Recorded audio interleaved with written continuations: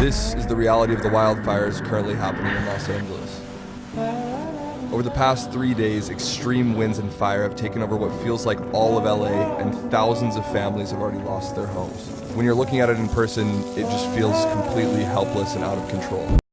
In early January 2025, Los Angeles faced a catastrophic series of wildfires that would become the most devastating in the city's history. The calamity began on January 7th, when a small blaze ignited in the Pacific Palisades neighborhood. Fueled by fierce winds reaching up to 100 miles per hour, the fire rapidly expanded, consuming dry vegetation flying everywhere and spreading uncontrollably. Within hours, the Palisades fire had scorched thousands of acres, leaving a trail of destruction in its wake. As the Palisades fire raged, another inferno erupted near Altadena, known as the Eden Fire. This blaze quickly grew, engulfing homes and businesses and forcing residents to flee for their lives. The combination of these fires created an unprecedented crisis, overwhelming the city's firefighting resources. This is New York Boulevard.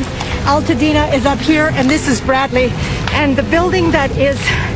The impact on the community was profound. Over 10,000 structures, including homes, businesses, schools, and churches, were reduced to ashes.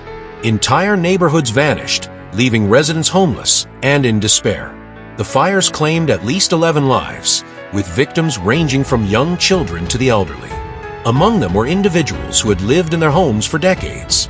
Their lives abruptly ended by the relentless flames. The economic toll was staggering. Financial analysts estimated the damage and economic loss to be between $135 billion and $150 billion, making it the costliest wildfire disaster in U.S. history. Insurance companies braced for an influx of claims, and many residents feared they would not receive adequate compensation to rebuild their lives.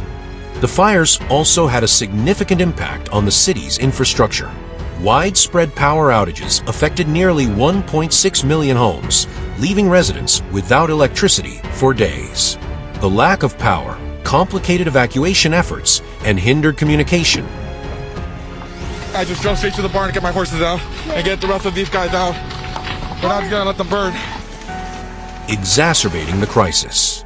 In response to the disaster, President Biden approved federal disaster assistance, pledging that the federal government would cover 100% of the recovery costs for the next 180 days. This support aimed to assist with debris removal, temporary shelters, and the salaries of first responders. Firefighters from neighboring states and even Canada joined the efforts to combat the infernos, working tirelessly to contain the blazes. Amid the devastation, stories of resilience and community support emerged. Prince Harry and Meghan Markle made a surprise visit to Los Angeles to meet with wildfire victims, serving food and donating toys and essentials at a local kitchen. Their presence brought hope and comfort to those affected by the disaster. As the fires gradually came under control, residents began the arduous process of returning to their neighborhoods, only to find their homes reduced to rubble. The road to recovery would be long and challenging, but the spirit of the Los Angeles community remained unbroken. Determined to rebuild, the city looked toward a future beyond the ashes, united in the face of adversity.